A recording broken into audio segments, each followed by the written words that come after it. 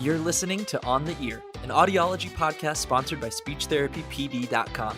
I'm your host, Dr. Dakota Sharp, AUD-CCCA, audiologist, clinical professor, and lifelong learner. While I primarily work with pediatric cochlear implants and hearing aids, I am absolutely intrigued by the many areas of audiology and communication in general. This podcast aims to explore the science of hearing, balance, and communication with a variety of experts in hopes of equipping you to better serve your patients, colleagues, and students. So let's go. We are live and on the ear, brought to you by SpeechTherapyPD.com.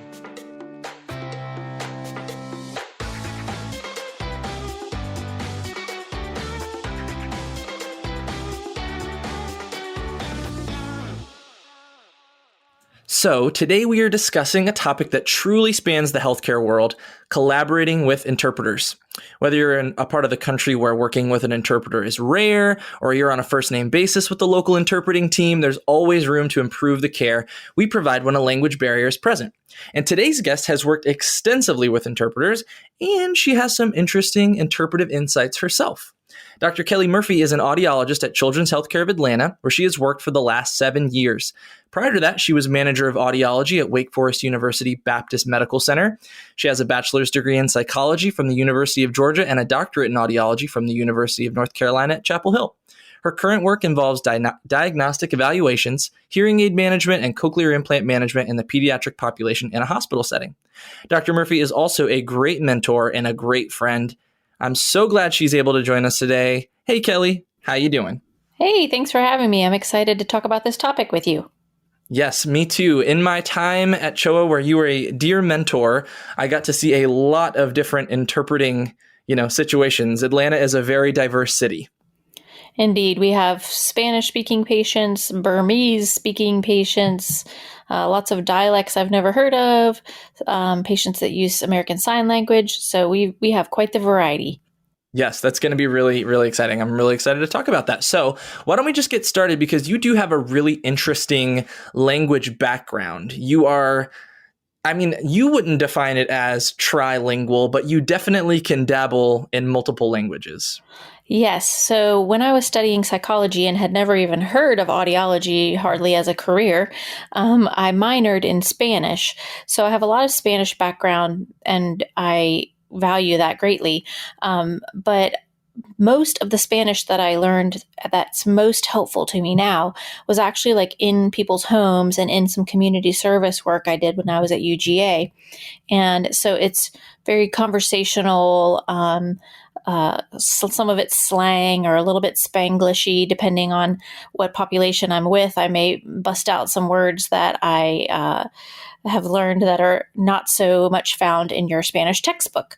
So I have a lot of experience in just chatting with Spanish-speaking patients and families casually, but I make sure to actually always have an interpreter present when I'm seeing them on a patient basis, and I'm not just chatting in the booth or explaining how to do a test or calling to remind them of an appointment or something like that, because there's such a different caliber of Spanish that is needed, or any language that's needed when you're discussing, healthcare topics, things that dabble in the legal world, things that are super emotional, giving bad news, giving good news, and just making sure that everything's 100% understood. So I understand pretty much everything that the families and the interpreters say, and I am able to speak for myself, but I try not to, so that I can actually make sure that nothing is lost in the conversation.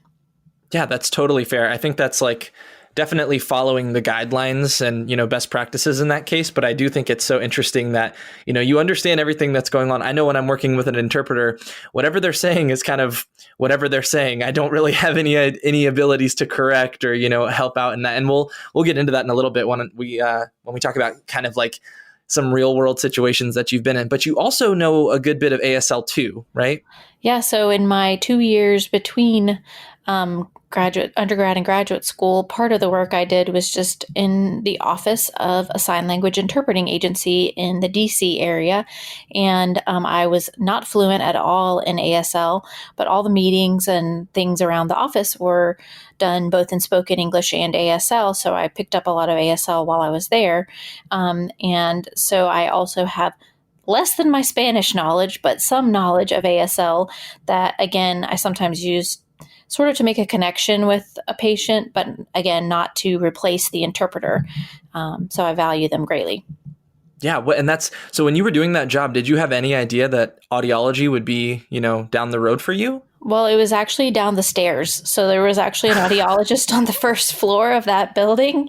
And I thought maybe I wanted to be an interpreter. I was interested in deafness and communication disorders and things. And I was like, I don't think that interpreter is the right job for me. Not being able to interject your opinion is really challenging, and that's the true role of an interpreter, is to leave that aside. So I talked to the audiologist on the first floor of the sign language interpreting office, and then decided to apply to grad school in audiology. Wow. That's really cool. That's a really cool story. And it all comes together too. And I also have a little bit, of an ASL background. And you're right, when you're able to make those connections, just like a quick hello or a how are you, it's like you kind of have that really quick rapport where there's some trust there that they might not have had otherwise. And I'm sure that goes for any kind of, outside of using English, when a patient has that kind of maybe anxiety going in, and working with an interpreter can be an unknown person a lot of the time. And so it's that quick little rapport building that can really, build some trust early on. Yeah. And I find, like, especially with Spanish and having a really high Hispanic population in the Atlanta area, that sometimes I'll put myself as the person in the booth if there's two of us working together on a complex or very timid or autistic or whatever kind of patient who's Spanish speaking.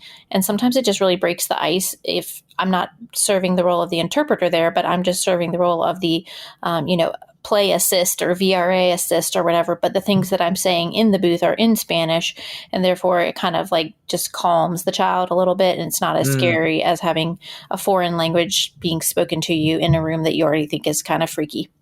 Yeah, that's really cool. That's really cool how that comes in like that. That's awesome. So I'm curious, what is the current setup for working with an interpreter where you are working? So I'm really fortunate still that we have a lot of in-person interpreters, because the office that I work at is right next to a major hospital. Like, walk across the driveway and you're at a major hospital, a children's hospital here in Atlanta, that we're affiliated with. And so when we have many types of appointments that we schedule as outpatient appointments, we are able to have an in-person Spanish interpreter or an in-person sign language interpreter. The Spanish, we don't have to set up as far in advance because they're on staff at the hospital, and we can just kind of block their time. The sign language, we usually set up several days in advance and, book them for a 2-hour minimum time slot. And they arrive at the waiting room at the same as the patient. If it's not Spanish that we need, or if there's not an in-person Spanish interpreter available, then we have phone interpreting is the easiest to get access to. We're trialing out some of the kind of iPad systems where it's like a video and audio. That's sort of like an iPad on wheels, but there's actually been some challenges, I think, with internet and security and stuff like that. So our default right now still goes back to the phone if we don't have an in-person interpreter. Got it. Okay. Really interesting. So there's a lot of different options. So when you're thinking of when you would use an interpreter, like the situations where it's called for, and then what kind of planning do you need to do? Because I feel like with that many options, it's great because it's rare that something could fall through and you'd be left with no option at all. But at the same time, it's like there's a lot of, like, the person could be sent to the wrong building, and then or the phone call could have a really long wait time, or the iPad on wheels could, lose its connection. There's a lot of ways that things can go wrong. So just thinking, looking ahead, when is it the best way? When is it the best time to use an interpreter? Do you prefer one of those options over the other in like different situations? Because I know, having a difficult diagnosis conversation is one thing. Showing a family how to put on a tamper-proof battery door, that can be hard with someone over the phone. So I'm just interested in like when each one of them is good or bad, and what your planning process is for that. Yeah, so when people are registered in our system in the electronic medical record, it asks for their primary language, and so it's part of their electronic medical record which language the mother speaks, which language the father speaks. Ironically, it doesn't always ask which language the child speaks, which I think becomes more important when they're like preteen or teenage. And I have found some situations where, like, especially my sign language users, where like the parent speaks English or Spanish, and we can talk more about that later, but I really want an ASL interpreter there because that's the child's main language. So that's a side note. But so if, we know in advance because they're already in our system that they have Spanish or Burmese or whatever as their primary language. And then if it's an option that we might have in person, if it's a Spanish speaking family, then our registration staff goes ahead and calls and sets up to have somebody at that day and time. But especially in COVID and other times, staffing is tight. And so, as you said, you may get to that time, that day and time, and they don't have anyone available, or that you call over to the hospital and they say they're going to be 20 minutes or whatever. So then, or like when we do diagnostic ABRs and things, like you said, when you're the person giving the bad news for the first time that there's a hearing loss, sometimes I'll choose to wait for the in-person interpreter. And again, fortunately, since I speak a little bit of Spanish, I'll sometimes say, I'm waiting for our medical interpreter to arrive or something like that. But if I just know it's going to be tense and emotional and the phone is not going to really be as good of a connection for us, or, emotionally it's not going to serve as well, then I'll sometimes choose to wait. Otherwise, if it's like a routine hearing aid check or, CI check or something like that, where we've met many times and we kind of know the drill of what we're going to do each time, then I might use the phone or the iPad. And like you said, the physical aspect of what we do, of literally like showing people, this is the battery and make sure you take the sticker off and make sure it sits this way, like asking an interpreter over the phone to interpret. Yeah. Make sure you put the battery in like this doesn't mean too much if they're not saying it at the exact time that you're pointing to that positive symbol, or, et cetera, et cetera. So it's really important that we kind of bear in mind what's lost when we have to go with something that's a little bit less optimal like that. Yeah, absolutely. And that actually leads me to another question. So what are you finding? So audiology is a field full of strange vocabulary. Whether it's sound processor, or I'm trying to think of there's just so many words that we use. Coil.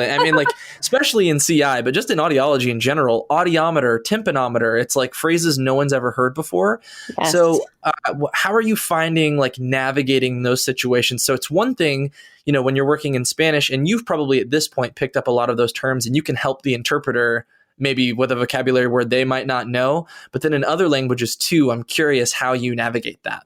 Yeah, so one thing that I've come across in Spanish that I don't know if is true in other languages is that the words that we use for low and high for like frequency are also the words that they would use for low and high in volume, like soft and loud. Oh, okay. So different interpreters seem to handle that challenge differently when we're looking at the audiogram and we're talking about your child hears the low frequencies well, but not the high frequencies.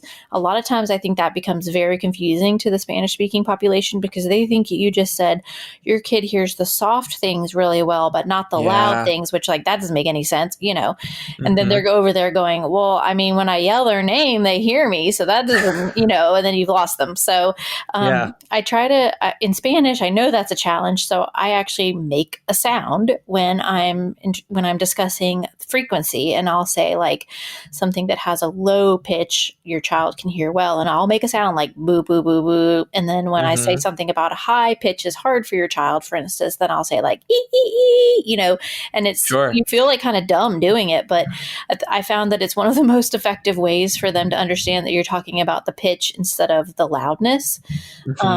The word tono or tone can be interpreted in Spanish to mean frequency like that, but it also we use that word as we're presenting a tone, right? So again, we're overlapping too many uses on the same word. So that becomes confusing.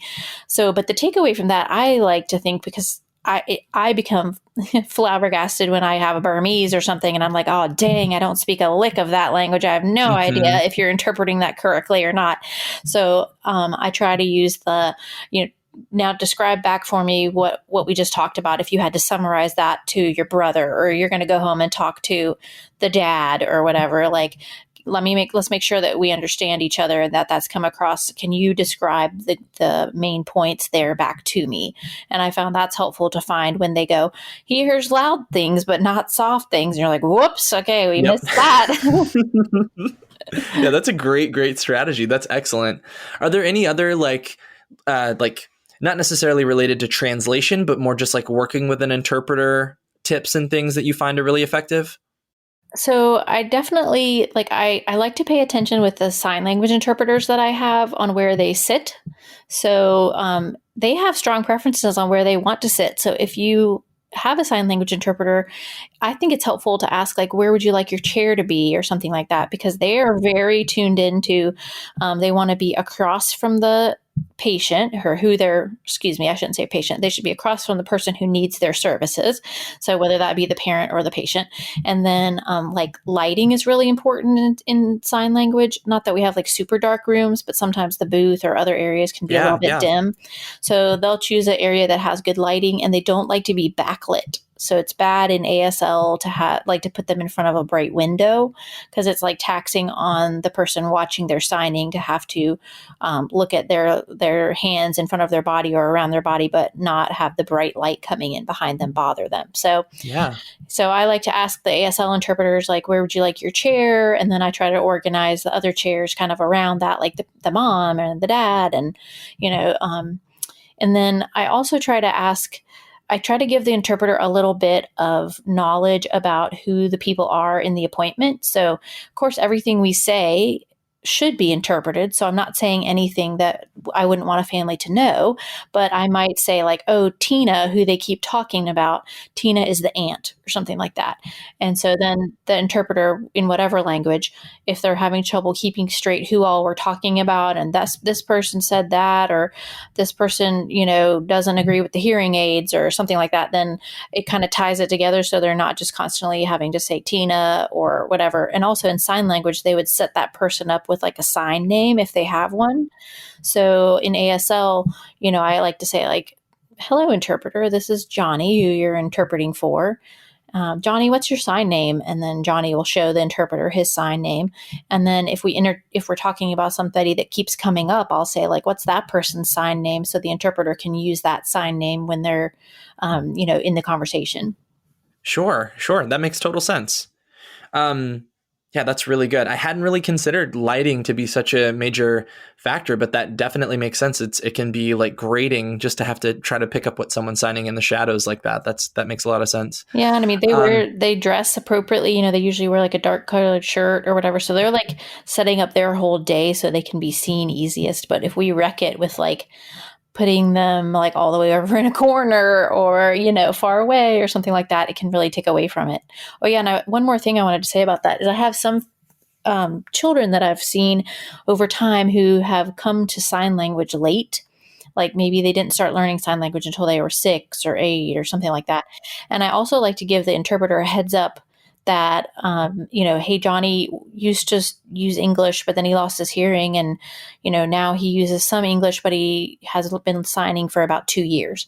And that helps the interpreter know kind of how much of English word order versus ASL word order to expect before they just start busting in with like true, full, hardcore ASL that the child may not be familiar with.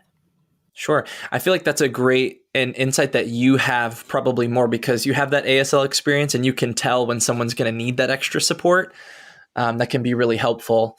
I'm wondering, so there's the recommendation when working with an interpreter is that, allowing, pausing, not going on for a really long time, letting them have enough time to convey their information, but also, the interpreter has to be able to process what you're saying. And then, so there's sometimes, simultaneous and then pauses. What do you find, like, what are you using the most and what's the most effective for you? I do not like simultaneous interpreting. And in fact, I have had some Spanish speaking interpreters or others that have been interpreting for me where I'll actually stop them and ask them if they would mind waiting and interpreting after. Simultaneous is so much faster, which I understand that. But especially since we're working with a population with hearing loss or the potential to have hearing loss, more people talking over each other at one time is not a good thing. So, and I actually find it a little bit hard myself. Maybe it's a limitation on my part to like think of the next thing I'm about to say when the person is right now talking on top of me with the thing I just said. So if I find it interrupts my thought process a little bit and can be a little bit challenging for families. So I usually will kindly ask them if they could refrain and could wait until I have a pause and then interpret. And one other thing is, like, after a while, we as clinicians have good skills, I think, at remembering to like give information in little chunks that are, that an interpreter can then interpret, and we get good at giving those pauses. But some families are not good at that, and so although many interpreters will say like, "Oh, Senora, espero," like, hold on just a minute while I need to. Sometimes I'll also like hold up my hand or something to show the mom or the dad or somebody like, pause. I think the interpreter's about to die over there, holding all of that in their head. So, yeah, it wouldn't be wrong if you didn't do that. But if you kind of know that that's how they function best, then you can help them out by being like, yo, long-winded lady over there, take a break for this poor interpreter. Yeah, that's a really funny situation. You have to try to accept, because it's not something that they, might encounter a lot. And so they definitely need some guidance there. No, and even in Spanish, we have a lot of families that are from like indigenous regions, Guatemala and Honduras and different places where Spanish is not even their main language. And sometimes if it's like far enough from Spanish, we'll get an interpreter in that specific dialect that would be on the phone. But if it's pretty close to Spanish, they'll list Spanish typically as their primary language, because they know that not a lot of people have ever heard of their random dialect. But sometimes I have had Spanish interpreters say like, hold on, let me re-explain that. I don't think Spanish is her first language, and I want to make sure that comes across clearly. So like the back and forth with the interpreter during the session, I think, can be really helpful, so that if they're noticing that things are not getting across well, they're also alerting you to that. Yeah, that makes total sense. I'm curious, I kind of briefly mentioned this with the difference in vocabulary. And this is just more like what your personal experience has been. So when you are in a situation where the interpreter like is not, either they haven't ever heard that phrase before, or it's like a completely new concept to them, how are you like navigating those situations as someone who like you can kind of tell what's going on in the situation? Yeah, so sometimes if I feel like sometimes good interpreters, I think, will say, I'm sorry, but can you explain that again? Or can you use different words to explain that? Like, I actually was just talking to an interpreter the other day, and she said an example of that would be when we use the phrase, we're going to support you. She was thinking of this in the hospital population, but like, if you can think of that phrase, like, we're going to support you, that could mean 1,000 different things depending on what the situation is. Like, if it's, a financial counselor, does that mean we're going to give you money? Or if it's, somebody going through chemotherapy, does that mean that we're going to find the right protocol for you? Or if we're talking about a near-death experience or something, does that mean we're going to keep you comfortable? Like, there's so many different ways that phrase means different things. So she's a really good interpreter. Flora, you might remember her from your time at CHOA. Yeah. And she was like, I always try to stop people when they use that phrase, because I say, could you please say exactly what you mean by that? Like, how would we support you? What would that mean in your language? And so I think it's awesome when we have an interpreter that recognizes that you've said something kind of nebulous or that doesn't direct translate very well. And instead of going off on their own tangent of what they think it might mean, they say, like, they'll usually say to the family, hold on, in Spanish, the hold on, interpreter requires clarification. And then they'll say to me, like, I don't really understand what you mean by, plug the headpiece into the cable or whatever, And so that way I feel like they can help us along those roads. It's a lot nastier if we have to guess on what's going well and what's not going well, or try to pick up on a situation where what we're saying is not getting across very well. So I even try to like thank the interpreters that I work with regularly if they tell me something that's not well communicated, or that could be explained better, or that just doesn't direct translate very well, because I enjoy working with them and I enjoy the language aspect of it. So, and I want to be able to do a better job the next time of using words that will direct translate better. Yeah. Yeah, that's a great strategy. And I do remember Flora, and I'm thinking maybe one day she'll have to be a guest here because she is definitely she's like a very calming presence. That's what I remember the most about her. Yes. And also just extremely brilliant. She's just very, very smart. But the other thing also about Flora, and I don't think it's telling anything she wouldn't care, but like sometimes the interpreters don't have perfect hearing. And so That's a good point. I will also say, as much as we pay attention to where we're seating our ASL interpreters, I have some Spanish interpreters where if a lot of people are talking at once or it just gets a little too messy, then I say like, hold on, or like pick up her chair and move it somewhere so that she can be next to the mom or whoever, so that the kid playing with the toy in the floor that's like going ding, ding, ding, ding, she's not trying to have to listen to my words and interpret that over all of that too much. So another question about working with phone interpreters. So we mentioned that it is challenging when we are talking about physically doing things, removing the magnet and changing the batteries, all of those things that are so physical that it's so important that the family understands, because it can be, especially with children, it's like, it's all kind of up to the parent what's going to be the outcome for their child in these situations. Sure, so yeah. Do you have any like specific advice for working with a phone interpreter through those more like physical interactions, like the more demonstrative kind of things we have to do? I think I make my phrases or the number of sentences like a little bit shorter, so that if I'm not saying like, you put the battery in face up and then close the door like this, and when it clicks, it's on. Like, that's a lot of things. And so we could do that in English just fine because we're doing it at the same time. We're saying it and doing it at the same time. But I think I would cut that up into shorter, first you make sure that the battery has the positive side face up. Then let them translate that. Then, okay, when you close the door, you should hear it click. Then let them translate that. And then the clicking noise means you just turned it on. Translate that. So like breaking it up so that each item that we're pointing to or touching or doing together physically, that it has its own sentence.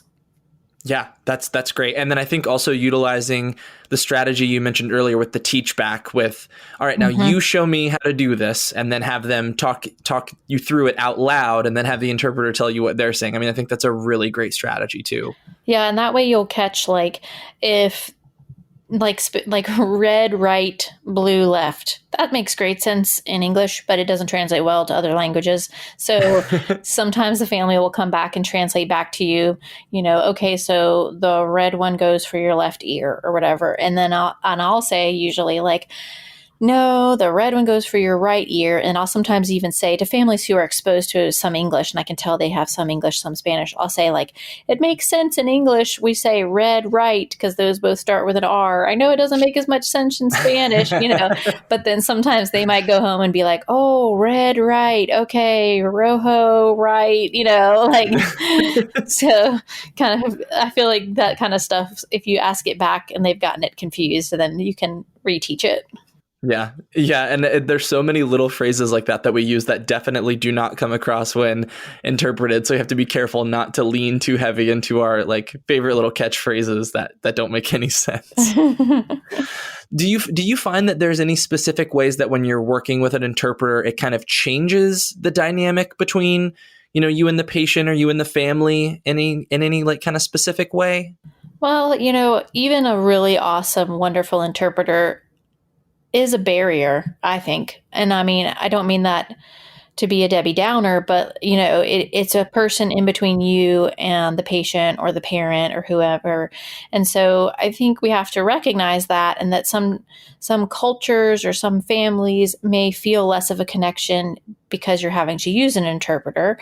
So given that, trying to make every effort to otherwise kind of connect with them is helpful. And knowing that different cultures, we could talk about that for a whole nother hour, but different cultures, manage healthcare in different ways is also appropriate. That like our Hispanic population oftentimes sees us as the expert, and whatever we say, goes. So when we have us, then an interpreter, then the family, and they feel like lower on the totem pole, they may not feel as comfortable like asking a question or saying that they don't understand or something like that. So, we have to acknowledge that sometimes that does put a little bit of a wall up or a little bit of a barrier in place.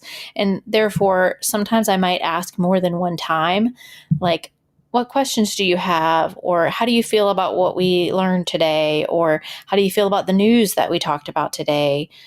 What do you think is going to be the reaction when you go home and tell your family today? Or things that maybe delve a little bit more emotional, to try to have that connection, even if the material that we shared was somewhat formal or, based on details and information and not actually that emotional, and to try to overcome the fact that we have this person in the middle of us. Because then they might say, well, my mom has really been waiting for this day because she thought that Javier couldn't hear and I always thought he could. So my mom's going to say, I told you so. Or, like you'll come out with a story or something like that. And that actually is a way of making a connection that maybe would have happened more naturally if you were talking to each other in the same language. Yeah. Wow. That's a really, really, really great point. Just how important when there's a common language shared between the clinician and the patient, you don't have to worry about those interactions having that kind of a barrier. And I think you're right. Like, I don't think the interpreter is the barrier. It's really the language that's the barrier. Correct. But them having that other person that's like in that moment, whose only job really is to help facilitate, can kind of detract from those, more personal, emotional experiences where you really get a lot of it's really useful information too, just in terms of how to serve this patient when you know the bigger picture of the family and the bigger picture of their history and things like that. So yeah, that's a really, really great point. And I think we kind of tend to delve into that a little bit when we have a language in common. But sometimes when we're using an interpreter, let's be honest, it's more lengthy. The appointment takes longer. Mm-hmm. Our time's almost up. We're feeling a little bit stressed about getting on to the next person, whatever. For whatever myriad of reasons, I think that we tend to be a little bit more like formal, like, here's the information. You tell me if you understand the information. Here's when your next appointment is. Here's what you're going to do now. But kind of to stop and remind ourselves, like, this is still a relationship, and especially when you're delivering like important positive or negative information or news of a hearing change or things like that, like just to reconnect and take that extra moment to share, an emotional connection, even though that's not an inherently necessary part of the interaction. Like we could skip that and we could check off that we did all of our things for that appointment, and it takes extra effort when we have that extra person in the middle, but I think it's still really worth it so that the family feels that bond. Absolutely. Do you feel like there's anything that you do like before the appointment, if you have time with the interpreter? Like, are there things that you try to check off just to help facilitate those more positive experiences in that way? Is there anything that you do or talk to with the interpreter? I mostly just try to give the interpreter a little bit of a background of what kind of appointment we're having, just so that they can kind of set up in their mind what we might be talking about. Like, I'll say, today we're doing a hearing aid consultation. We're picking out Johnny's first hearing aids or something like that, so that then they might know, oh, okay, so the family's not familiar with hearing aids because this is the first set. So everything we're talking about is going to be new, versus if I say like, oh, we're just here to trim the tubing and make sure the hearing aids are working well or whatever, like, then they might be like, oh, they're probably familiar with these things. And then if the child has special needs whereby the child is not going to be understanding the interpreter, I try to also give them a heads up about that. So if it's an autistic child who is nonverbal and, it's not because there's a language barrier here, but the child doesn't respond normally to being talked to and isn't going to talk back, then I want the interpreter to be aware of that so that they know that, I might give really abbreviated instructions on what we're going to do, for instance, because the child is going to do it based more on what my actions are and not based on what I'm saying. Sure. So letting them know, like, what kind of appointment, what are we getting into here? And then anything more specific about the child that can be helpful to them in terms of, orienting, like how they're going to approach the conversation. Yeah, that's really good. And sometimes if I already know the family, I'll say, Mom speaks Spanish.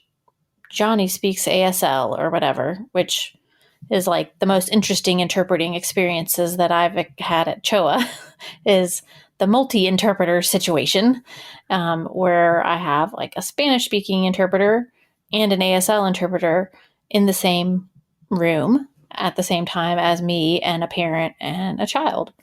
And Well, that's a great segue because I do want to talk about that. it's really fascinating. And you would think like, oh, how often does that come up, Kelly? But like I have got probably a good 5 or 6 patients that I see regularly that are in that position.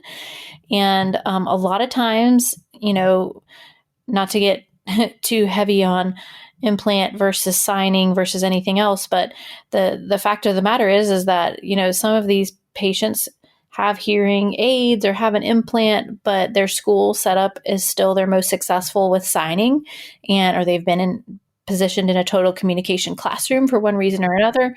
They go on to have an interpreter or be in a truly signing middle school or high school. And it would be so awesome if all these families learned sign language, if that was the easiest language for their child to access. But it's asking a lot of any family. We know that. And it's definitely asking a lot if the parent's first language is not English, because there's not a lot of resources there that's going to translate, manzana into apple and then apple into a sign. And if you think about what it takes to learn a whole nother language, that's really what it would take. Sure. So even having like a deaf mentor or somebody come to the house works well for the child if they have some, basis in sign or basis in English from school.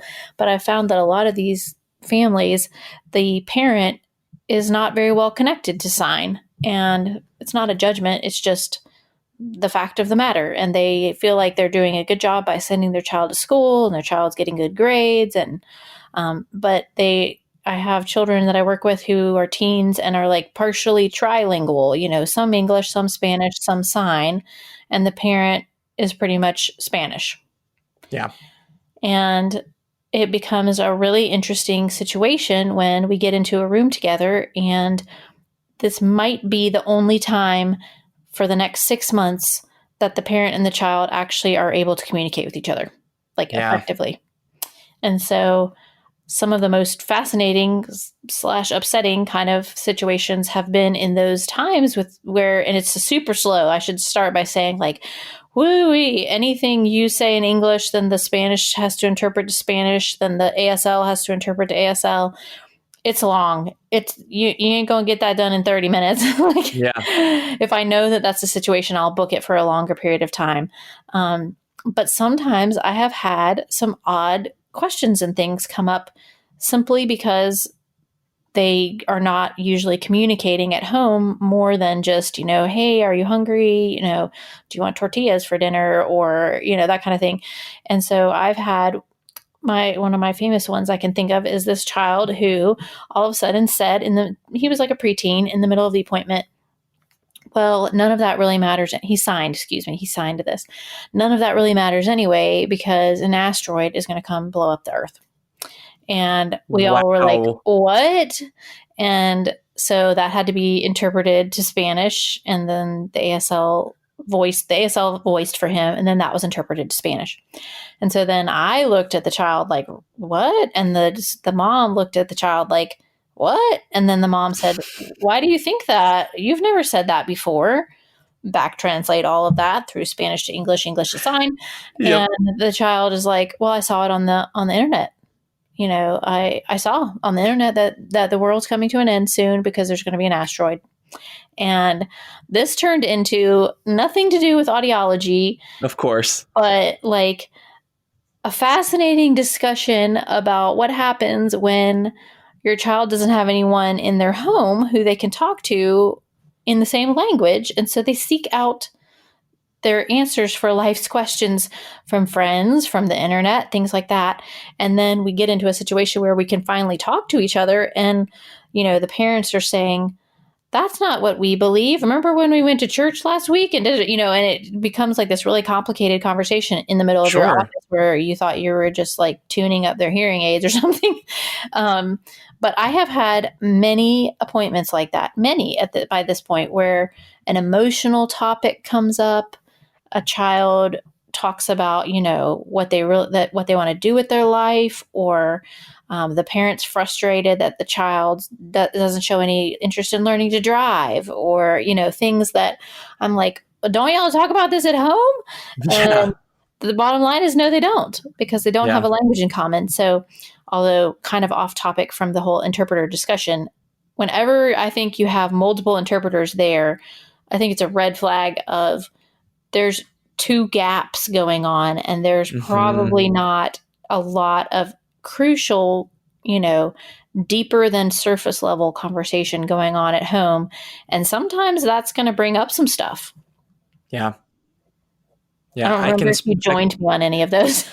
No, I did. So yeah, I can remember one appointment where it was a mother and a daughter. The daughter's probably, in her teenage years. And I have a sister. So I know that those mother-daughter conversations in the teenage years can be very intense. And it was exactly one of those situations where they've never, or not never, but they don't really have any opportunities to hash it out at home. And Mm-hmm. these are just, mild. Yeah, they can get a little heated just because, that's how it can be with family sometimes. But there are these, the argument isn't over anything really severe. Sometimes it can be if this is their only opportunity to really communicate, but it's like these kind of everyday interactions that we take for granted, speaking the same language as a member of our family, they just don't even have access to at home. Mm-hmm. And so I know I'd be interested to talk to an interpreter about, those kinds of situations. And I know their job, is to interpret what's going on, right? Like they're not Mm-hmm. guiding the conversation in any way, but I do wonder if part of them is ever like, okay, we've got to get back on track here. We're not really accomplishing anything for the They've appointment, or if probably they, thought that in my office before. Because I sometimes let it turn into a semi-social work appointment just because I feel so bad that they don't have other ways that they can hash this out. yeah. Are you and dad getting a divorce? I've had that before, and I'm like, Oh oh, my holy gosh. cow! You should be able to talk to your mom about that, because again, if you can't talk to your mom and that's who you live with, then how are you ever going to get that answer? Absolutely. But you're right. I mean, I'm sure that interpreters have been like, geez, Kelly, I thought we were here to talk about whether their implant was broken or something like that. And we've gone way off course. Yeah. But sometimes those conversations have to happen somewhere. And I mean, if this is where they're going to get access, it's like a part of you just has to let the conversation roll And until I it comes won't back around. lie, I probably have had to call in our social worker more times in those multi-interpreter situations than I do in a regular situation, just because more stuff comes up and more stuff that sometimes needs addressing, so Yeah. I'm lucky to work in a place where we have a social worker that I can call in if it gets really hairy. Sure, sure.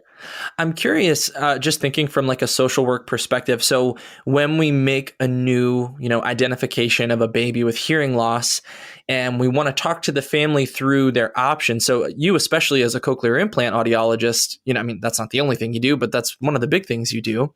That's one of the conversations that we have with families is what is going to be the best communication option for your child. And so when you're having that conversation through an interpreter, I'm curious if any situations come to mind, or how you typically navigate, because that's just, of all the conversations we have in audiology, that's one of the toughest ones probably. And if Yeah, there's and any kind of special consideration.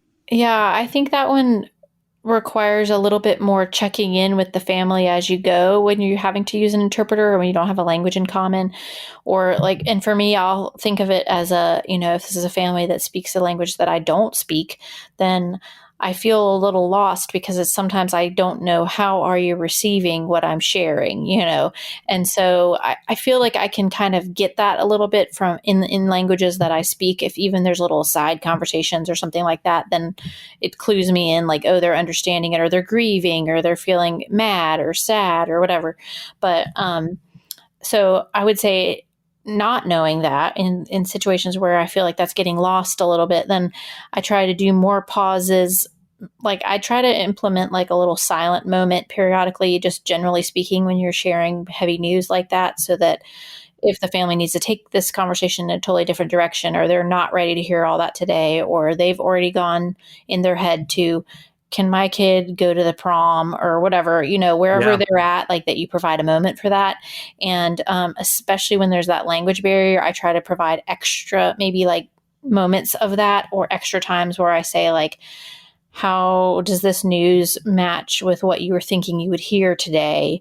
Hmm. Or, how do you think this is going to be received by your family? Like, since the cultural aspect is so interesting to me, so that when I ask that question, I sometimes really have no idea whether it's going to be, well, the family's going to be totally upset and wrecked, or, my family always thought he was deaf. I was the only one that didn't, or I can't even tell my parents what I've learned today, because it would be so unacceptable in their culture. Like that, Wow. Yeah. those kind of things would change how you proceed with the conversation, like so drastically that, just taking pauses to ask how, what are you thinking, or what are you feeling, or how will your family react, are ways to kind of check in. And then I think it takes more appointments, honestly, to get through maybe the same amount of information. Again, you might have a family that's just voraciously wanting to know from the very first moment, what are all of the intervention options? How can I start right now? What's the first thing I need to do? We all have Yeah. those kind of families. And then we Absolutely. have ones where they're just beset with grief to the point that you might have to break that out into even more visits than you normally would, in order to provide them the opportunity to absorb it, kind of get it into their cultural mindset of how that's going to be, think of their questions, ask their questions, and have them be translated back to you. Hmm. And then, I think with the communication options, when you're talking to somebody that is in the United States and they live in an area where it's predominantly English speaking, for example, where we live, and then you're asking them like what their goals are for their child, a lot of times they will feel like ASL is very overwhelming because they don't even speak English. Yeah. And so I feel like we have to kind of take that with an extra like little padding of saying like, if you choose that for your child, or if you want your child to learn sign and also get a hearing aid or an implant or whatever, we can help provide some resources for that. Doesn't mean you need to be fluent tomorrow. You can learn along with Johnny or whatever, but like it Yeah. seems really overwhelming, I think, when you say here's an avenue where you need to go to a bunch of appointments and do a bunch of things, but they feel like, okay, I can do that. And then here's an avenue where you got to go learn another language. Yeah. That feels Yeah. really overwhelming to a lot of people. Yeah. Absolutely. Yeah. That's such a tricky like landscape to navigate, but I think that's a really good way to go about it.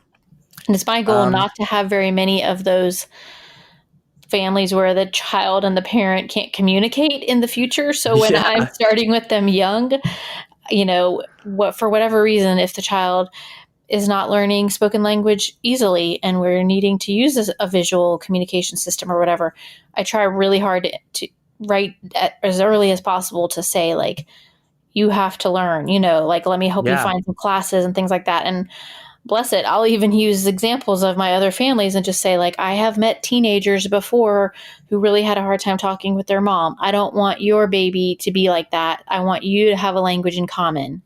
It Yeah. doesn't seem like he has been learning well in spoken language, or, he has some other challenges that are making this hard for him, but he seems to be gravitating towards sign language or a picture communication system or whatever. Like, but please let us find a language in common. Yeah, and just encouraging them, from the beginning that this is going to be so critical. I'm sure you're going to have less and less of these, multilingual family spats in, That is a my CI goal. Yes, appointment. yes, yes. Awesome. Well, we're coming up to the end of our time here. Do you feel like you have anything else, like any other insights or stories that you want to share? I feel like this has been really, really helpful and insightful. Um, Only that sometimes I correct the interpreter, and that's pretty funny only because I know Spanish. So I wish that I knew all the languages, so that if they accidentally said left and I said right, or if they accidentally said turn it up and I said turn it down, that I could be like, no, I said turn it up. But it's kind of fun to speak Spanish and know some sign language, and that occasionally if I'll say something and I go, that wasn't right, then I'll like just correct them and say it again, or sometimes I'll say it in Spanish, and then the interpreter really gets on their toes. But and then, but it's, I wish we all knew the language so that we could do that. But the fact is, there's sometimes miscommunications, and so that's why if you like check in along the way, you might catch that. Whereas I get to be a little sneaky and sometimes be like, that's not what I said. Yeah, that is your secret superpower. You can always be checking in, you don't have to, worry that anything else is lost because you've got a translator there. You have an interpreter there, but you can always make sure that, nothing's being missed. Yeah. Awesome. Would you be interested in sharing your email if people have any questions for you? Sure. Yeah. My email is Kelly, KELLY .Murphy, MURPHY @CHOA.org. It stands for Children's Healthcare of Atlanta.org. And I'd be more than happy to entertain emails. Awesome. Well, Kelly, thank you so much for joining me. This has been a really, really cool conversation. No problem. Thanks for having me. Yeah, of course. And I'll have to be having you, get in touch with Flora for me so we can maybe figure that out, because that could be a really good conversation between the three of us, I think. She has a lot of experience. All right. So hold on one second and we're going to switch over to questions. Sounds good. And that's all for today. Thank you so much for listening, subscribing, and rating. This podcast is part of an audio course offered for continuing education through Speech Therapy PD. Check out the website if you'd like to learn more about the CEU opportunities available for this episode, as well as archived episodes. Just head to speechtherapypd.com/ear. That's speechtherapypd.com/EAR.